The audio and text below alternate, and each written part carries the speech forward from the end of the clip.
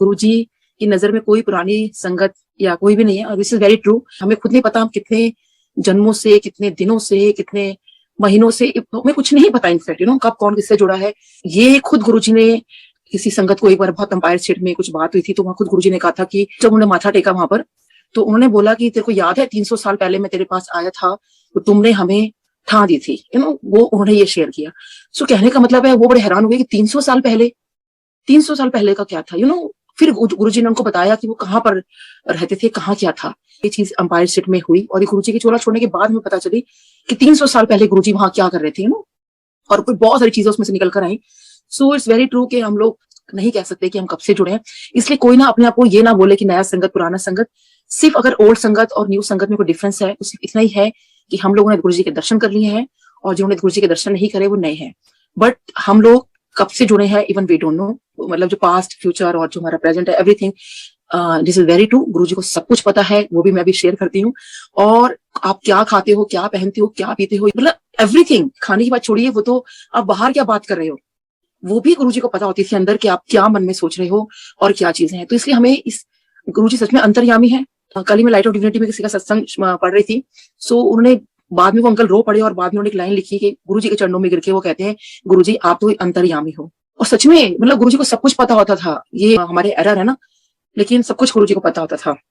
तो इसलिए हमें अपने इफ एंड बट्स छोड़िए, अपना सब कुछ छोड़िए, वो जस्ट हैव फेथ इन गुरुजी। नया पुराना कुछ नहीं होता। एक बार ये हुआ कि मेरे हस्बैंड को लगा कि उनको ना बिजनेस करना है।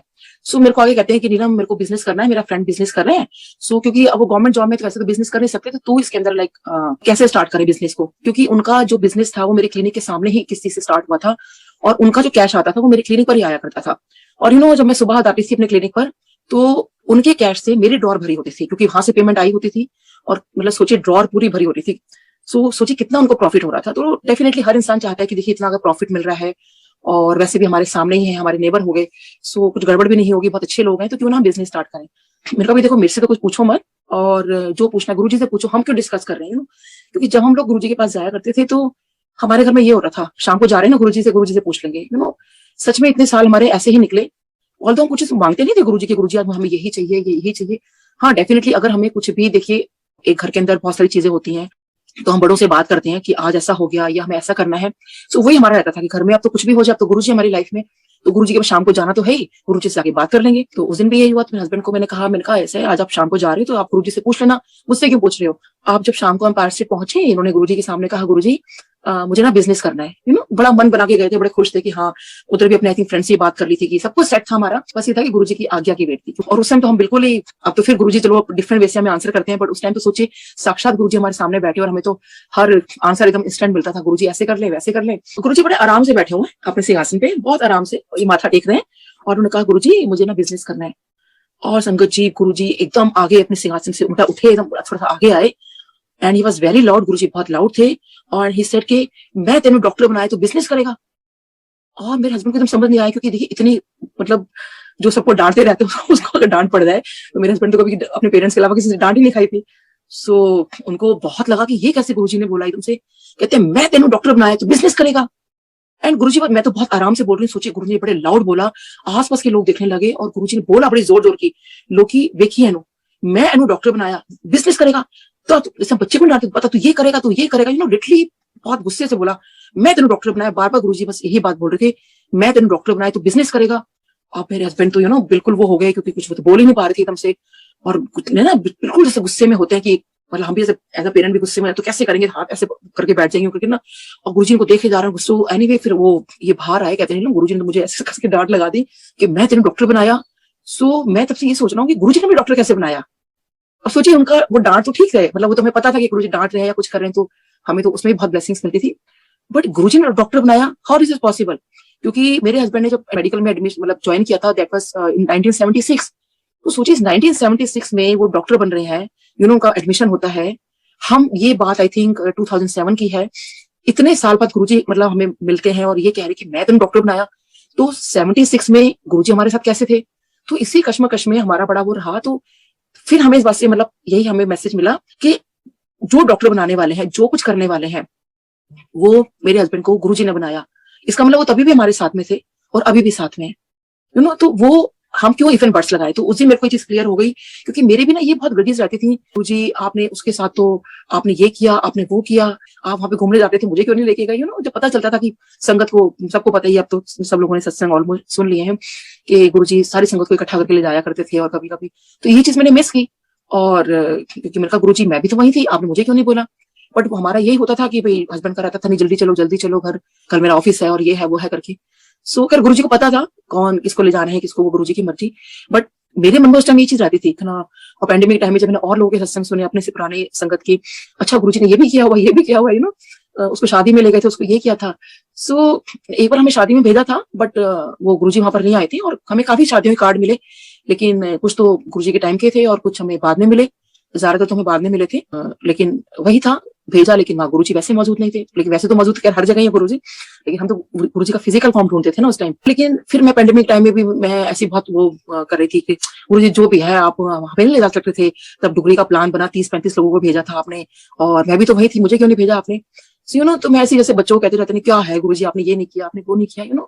मेरा बेटा मुझे ना बड़ी देर से सुनता रहा, पूरा दिन सुनता रहा, और कहते मम्मी आप बार बार एक ही बात को रिपीट किए जा रहे हो, गुरुजी ने ये नहीं किया वो नहीं किया।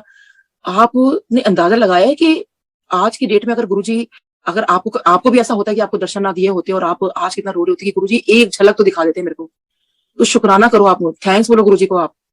संगत जी, ये मेरे लिए एक बहुत वो था कि बच्चे ने मुझे क्या सीख दी कि सच में फिर ये जो चीज थी मुझे जो अपने हस्बैंड की शेयर की, मुझे पता नहीं कहाँ से याद आ गई, मैं तो ये भूल ही गई थी। फिर खैर मैंने 3-4 जगह शेयर भी किया मैंने।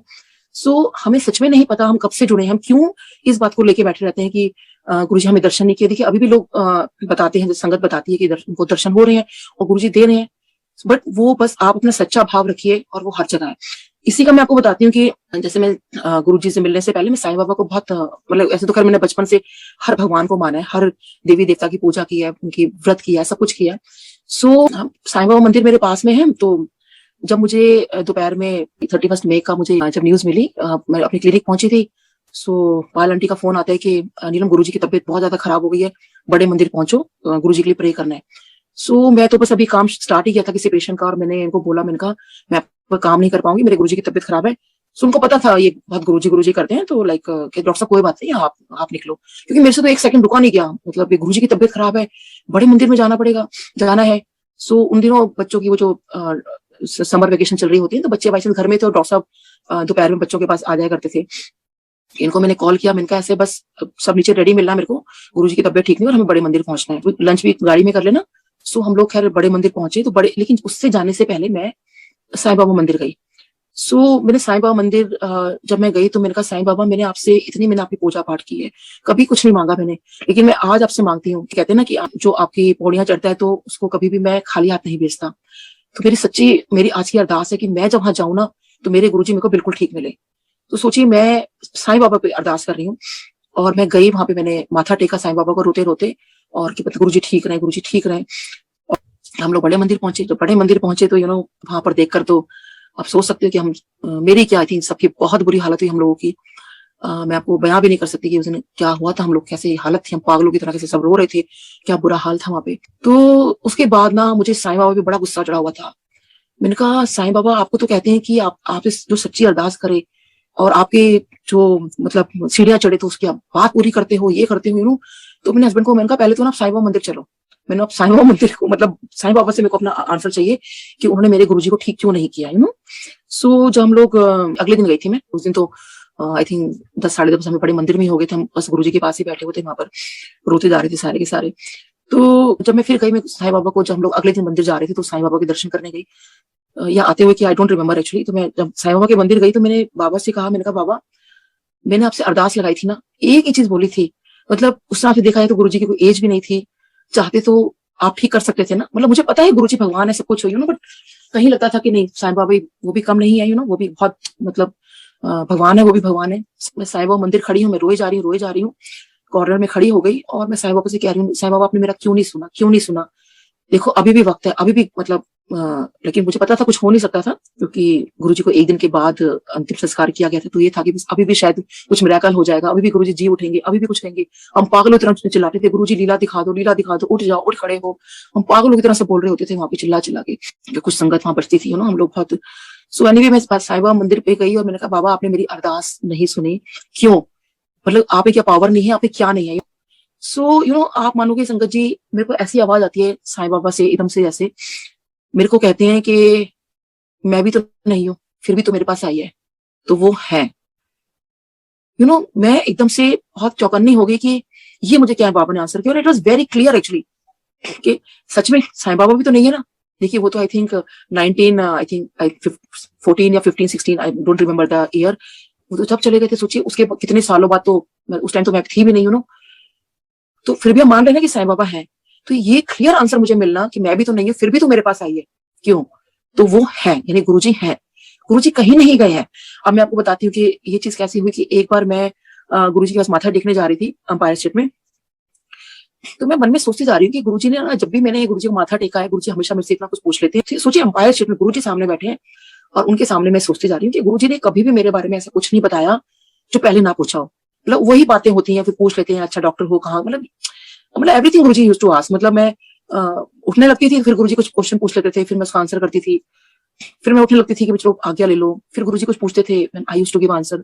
तो गुरुजी काफी बातें करते थे, और आज मेरे को लगता है कि गुरुजी मेरे को कितना बिठाना चाहते थे, और मैं लगता था कि अरे बच्चे बाहर खड़े हैं, वो वेट कर रहे हैं, क्योंकि ये लोग तो फटाफट कई बार हाथ जोड़ के चले जाते थे। बस गुरुजी जैसे मेरा टर्न आता था, गुरुजी कुछ कुछ पूछने लगते थे। हाँ, बेटा जरूर मेरे पास बैठा रह जाता था, और डॉक्टर बहुत, क्योंकि बेटी उस टाइम मेरी 4+ थी और बेटा 9+, तो बेटी तो फटाफट कि चलो डैडी के साथ बाहर निकलो। सो उसके बाद जैसे मैंने माथा टेका, और मैं सोचती हुई जा रही हूँ गुरुजी के पास कि गुरुजी आपने तो कभी ऐसा मेरे बारे में कुछ नहीं बताया। मन में सोच रही हूँ, गुरुजी को नहीं बोल रही हूँ। सो फिर मैंने ये सोचते सोचते बस मैंने माथा टेका, तो एकदम से मुझे गुरुजी कहते हैं तो फिर और 10 तो मौलाना से है। मैंने कहा हाँ जी गुरुजी। तो गुरुजी बड़े से हल्का सा स्माइल थी, अच्छा। और संगत जी मैं जैसी मुड़ी, मैंने लिटरली वहां से ऐसे लिटे, ऐसे कान पकड़े। मैंने कहा गुरुजी आई एम सॉरी, मतलब मैं आज के बाद कभी भी आप पे शक नहीं करूंगी, क्योंकि मौलाना आजाद मेडिकल कॉलेज मेरे कॉलेज का नाम है। वो तो कभी उन्होंने पूछा ही नहीं था। अब देखिए कोई भी कहीं से भी कोई ग्रेजुएशन करके आ सकता है, कॉलेज का नाम बता देना मौलाना आजाद। सो तो अब तो अंतर्यामी तभी बता पाए। फिर किसी को मैं ये चीज बता रही थी उसी वक्त, तो किसी ने कहा कि ये भी तो हो सकता है कि किसी ने बता दिया हो कि भाई क्योंकि हमारा नंबर 1 कॉलेज है, तो होता ही ना कि अरे ये वहां की पढ़ी हुई डॉक्टर है। सो मैंने कहा नहीं, वहां पे क्योंकि गुरुजी के पास ये इंट्रोडक्शन देना, किसी को ऐसे बताना मतलब ही नहीं था। एक दिन क्या हुआ कि मेरे हस्बैंड के पेट में बड़ा दर्द उठा, हम डॉक्टर के पास गए, और वो कुछ ऐसी प्रॉब्लम हो रही थी कि डायग्नोज ही नहीं हो पा रहा था। सोचिए इनकी तो सब जूनियर सीनियर सारे, मतलब सब जानने वाले हमारे, इनके बैचमेट भी, और इनके जो पेट में दर्द हुआ वो का कोई भी डायग्नोसिस नहीं हो पा रहा था। बहुत परेशान कि पेट में बहुत दर्द है, बहुत दर्द है। तो इनको मैंने कहा एक काम करो, आज हम गुरुजी के पास जा रहे हैं, तो गुरुजी से पूछ लेना कि गुरुजी पेट में बड़ा दर्द है और क्या करूं। सो मेरे को अंपायर पहुंच चुके थे। सो ये मुझे कहते हैं कि बहुत अजीब लगेगा, मैं गुरुजी से पूछूंगा कि मैं खुद तो डॉक्टर हूँ और गुरुजी से इसका इलाज पूछ रहा हूँ। मतलब बहुत अजीब बात है ना कि लाइक एक डॉक्टर होते हुए हम वो भी सोचिए, अगर नॉर्मल दिखाई तो पेट दर्द है, मतलब कुछ ज्यादा बड़ी बात नहीं, खुद डॉक्टर भी है। मैंने कहा कुछ नहीं होता ना, कोई बात नहीं। देखो कब से परेशान हो रहे हो, तब से आप ये सोच रहे हो ना कि डॉक्टर को खुद इलाज ढूंढ लोगे, लेकिन वो नहीं हो पा रहा। तो आप एक काम करो, आप आज गुरुजी से बताई दो आप गुरुजी को। खैर उन्होंने हिम्मत करके गुरुजी को बोला, गुरुजी ऐसे मेरे पेट में दर्द है। गुरुजी सेम वर्डिंग्स बोलते हैं, ले खुद तो डॉक्टर है, इलाज मेरे से पूछ रहा है। आप देखिए वही वर्डिंग्स बोल रहे हैं, तो ये बाहर बोल रहे हैं कि खुद तो डॉक्टर है, इलाज मेरे से पूछ रहा है। और गुरुजी की स्माइल, मुस्कुरा उठे वो, और ये मेरी तरफ देख रहे हैं कि देखा वही बात निकली ना। बट देखिए आप इस बात से ये अंदाजा लगाइए कि गुरुजी को कैसे पता कि वही वर्डिंग्स बोली है, सेम वर्डिंग्स बोलना। सो गुरुजी को सब कुछ पता है। और देखिए जब वो बिजनेस वाली मैं बात बता रही थी, वो पूरी कर देती हूँ, कि बाद में जब गुरुजी ने जब मना किया, उसके कुछ टाइम के बाद ही उनको बहुत लॉस हुआ, मेरे हस्बैंड की फ्रेंड को। और सोचिए उनका अपना पैसा निकालना, उसने बहुत पहले तो बहुत रोजी पिक्चर दिखाई, बट बाद में उन्होंने उसका सारा पैसा गड़प कर लिया, और बहुत मुश्किल से पैसा निकला, पुलिस केस हुए, पता नहीं क्या क्या नहीं हुआ। सो देखिए गुरुजी को तो पता था ना कि वहां बिजनेस करना ठीक नहीं है, और वैसे भी खैर उन्होंने किसी भी बिजनेस के लिए मना कर दिया, बट शायद वो नहीं चाहते गुरुजी। तो बहुत शुक्राना गुरुजी का, जैसे हमें रखा है गुरुजी, हम ऐसे खुश हैं, और आपने जितना दिया है, जितना भी है हमारे पास, हम उसी में बहुत खुश हैं। ऐसे ही एक बार क्या हुआ कि मैं गुरुजी के अंपायर स्टेट में बैठी थी, गुरुजी के राइट हैंड साइड पर, and we were just waiting for the langar, और महबूबा मुफ्ती जी बैठी थी on the left hand side पर। उनका लंगर आ चुका था, तो गुरुजी इनको देख के बोलते हैं, और वो उनसे बात कर रहे थे। सो बात करते करते एकदम से, जब तक मैंने उनको ध्यान किया कि वो किससे बात कर रहे हैं, तो गुरुजी इनको बोल रहे थे, चल चल 2 चपाती और खा ले, तेरे को सीएम बना दूंगा। तो वो शी जस्ट स्माइल एट गुरुजी, और गुरुजी मतलब एक दूसरे को वो स्माइल कर रहे थे, और मैं गुरुजी को मैं देख के कह रही हूँ, गुरुजी 2 चपाती में कैसे सीएम बना दोगे। बड़े मेरे अंदर उस टाइम इफन बट बड़े सारे क्वेश्चन आ रहे थे, गुरुजी 2 चपाती में सीएम कैसे बना दोगे। और देखिए सबको पता है वो बाद में सीएम बनी। उसके बाद जब वो माथा टेकने गई, आज्ञा लेने गुरुजी के पास गई, तो वो अपने, क्योंकि बीइंग मुस्लिम तो उन्होंने गुरुजी को जैसे आदाब कहा होगा, वट एवर, जो अस्सलाम वालेकुम जो भी था, लेकिन गुरुजी ने जो उसका आंसर किया, उनका मैंने नहीं सुना था। मैंने जो सुना वो गुरुजी का सुना था। गुरुजी ने उनको पूरे बड़े अदब के साथ बोला, वालेकुम सलाम आंटी। सो जब गुरुजी ने ये वर्ड्स बोले, वालेकुम सलाम आंटी, बकायदा पूरे हाथ उठा के जो अदब से बोला जाता है, बहुत अच्छा लगता है जब ये शब्द, मतलब अगर आप सच में एक्चुअल में देखो तो और सोचिए गुरुजी ऐसा बोल रहे हैं, तो आप अंदाजा लगा सकते हो गुरुजी कैसे लग रहे होंगे। मैं तो गुरुजी पे पूरा टोटल फिदा। मैंने कहा गुरुजी क्या लग रहे हो, कितने प्यारे लग रहे हो, कितने क्यूट लग रहे हो ना गुरुजी, वालेकुम सलाम आंटी, वालेकुम सलाम आंटी। और संगत जी, मेरा ना, मैं गुरुजी का वो रूप देख कर, वो जो बोलने का लहजा था, बोलने का स्टाइल था। देखिए हम किसी पर क्यों किसी पे फिदा होते हैं, उसी के किसी के उसकी बातों से, उसके चेहरे से, ये नॉर्मल चीजें होती हैं। और किसी की बातें जो हमें अच्छी लगती हैं, कोई भी हो सकता है, फिदा होने का मतलब नहीं कि किसी को वैसे फिदा होना है, एनीथिंग। और मैं ना मन में सोच रहा हूँ, गुरुजी कितने प्यारे लग रहे हो ना, बट मुझे क्यों बोलोगे आप? सोच, मैं ये भी सोच रही हूँ, वो तो मुस्लिम है ना, इसलिए आपने बोल दिया, बट मुझे क्यों बोलोगे? और ना मैं उसके बाद मैंने माथा टेका और दिमाग में ना यही घूमता रहा, वालेकुम सलाम आंटी, वालेकुम सलाम आंटी। मैं अपना घर चले गए आज्ञा लेके। उसके बाद पूरा हफ्ता ना मेरे दिमाग में बस यही घूमता रहा, वालेकुम सलाम आंटी, वालेकुम सलाम आंटी। मेरा दिन रात मैं ना बस गुरुजी का वो ऐसे उठता हुआ हाथ, और वो जो मैं देखिए अभी भी मुझे वो सब कुछ याद आ रहा है, मुझे कैसे गुरुजी ने बोला था और गुरुजी स्माइल कर रहे थे, और अभी भी एक्जैक्टली सेम सब कुछ याद है। मतलब बिल्कुल लग रहा है मैं वही बैठी हुई हूँ और एवरीथिंग इज देयर। उसके बाद जब मैं नेक्स्ट वीक गई गुरुजी के, मैंने माथा टेका और जैसे मैंने ऐसे ऊपर देखा, गुरुजी कहते हैं वालेकुम सलाम आंटी। सो संगत जी, कैन यू बिलीव के मतलब मैंने किसी से बोला नहीं, किसी को कुछ बताया नहीं, और ये क्या बताने वाली बात थी, मैं पागल हो रही हूँ, गुरुजी ने मेरे को, मैंने ऐसे वो करा। और बच्चे वैसे छोटे थे, वो नहीं था। और उस टाइम बकायदा वही उसी स्टाइल में वही सब कुछ, ये वालेकुम सलाम आंटी, और गुरुजी ऐसे मुस्कुरा रहे थे मुझे देखकर। तो सोचिए संगत जी, एक हफ्ते बाद, अब गुरुजी को तो मैंने कहा ही नहीं था, और वही शब्द बोलने, वालेकुम सलाम आंटी। उसके बाद गुरुजी ने कभी नहीं कहा, बस उसी दिन कहा। गुरुजी को पता था ये पागल हो रही है, मुझे क्यों बोलोगे, मुझे क्यों बोलोगे, बार बार मेरा था, वो तो मुस्लिम है इसलिए बोल दिया, मुझे क्यों बोलोगे। देखिए गुरुजी ने मुझे भी बोला, और मेरी वो जो इच्छा थी, छोटे मतलब इच्छा भी नहीं थी, बस दिमाग में बस ऐसी, गुरुजी मुझे क्यों बोलोगे, बस गुरुजी कभी ऐसे कर देते थे, या और नीलम आंटी बोल देते थे। और नीलम आंटी बोलने का भी एक देखा जाए तो गुरुजी, वो भी एक मेरे को आंसर मिलता है। एक बार मतलब एक बार क्या, हमेशा ही होता था वैसे तो ये, जब भी मैंने माथा टेकना ना, गुरुजी ने मुझे कहते थे और तेरा की नाम? मैं कहती थी गुरुजी डॉक्टर नीलम। अच्छा, फिर जो भी उन्होंने क्वेश्चन पूछना, की कर दी है ये, मतलब बहुत सारे जो भी उन्होंने पूछना, बच्चे क्या करते हैं, हस्बैंड क्या करते हैं, ज्यादातर मतलब बार बार यही चीज पूछते थे। सो मैं हमेशा बड़ा कहती सोचती थी, मैंने कहा गुरुजी मैं जब भी माथा टेकती हूँ हमेशा एक ही आपका क्वेश्चन होता है, और तेरा की नाम? मैं कहती हूँ गुरुजी डॉक्टर नीलम। तो गुरुजी को मेरा नाम भी याद ही रहता, कितनी बार मेरे से पूछ चुके हैं। तो देखिए ये हमारा, वो कहते हैं कि अपनी वो है, लेकिन वो देखिए वो नाम बोल बोल के, मतलब उससे बुलवा के, पूछ के, तो मेरे को ही ब्लेसिंग दे रहे थे वो तो एक बार अंपायर स्टेट में जैसे माथा टेकने लगी, तो गुरुजी, उसमें अभी सोचिए टेकते सोच ही रही हूँ कि गुरुजी मुझे फिर पूछेंगे कि ये नाम तेरा, तो गुरुजी हमेशा भूल जाते हैं। तो जैसे माथा टेकने लगी तो गुरुजी टेका मैंने, गुरुजी कहते हैं बड़े उससे आंखों को स्टाइल बनाते हुए, बड़ा गुरुजी बड़ा स्माइल करके ना, टिपिकल है गुरुजी का फेस हो रहा था, और ऐसे करके आईब्रोज ऊपर करके और ऐसे करके, और नीलम आंटी मैं तो वो कर भी नहीं पा रही हूँ। जैसे मैंने कहा नीलम आंटी, आज गुरुजी नाम नहीं पूछा, खुद मुंह से मेरा नाम लिया है, गुरुजी ने अपने मुंह से मेरा नाम लिया। संगत जी, मैं तो लिटरली, मेरे को तो इतना क्या बताऊं मैं आपको, मैं वो मैं ना बयान ही नहीं कर सकती, वो जो एडिक्शन है, मेरे को आज तक उस बात का इतना एडिक्शन है कि गुरुजी ने अपने मुंह से मेरा नाम लिया, और नीलम आंटी, और गुरुजी की नजर कैसे निकली उस दिन डाली ना गुरुजी ने, और गुरुजी तो हमेशा मुझे देखते थे, तो गुरु की नजर कैसे नहीं है?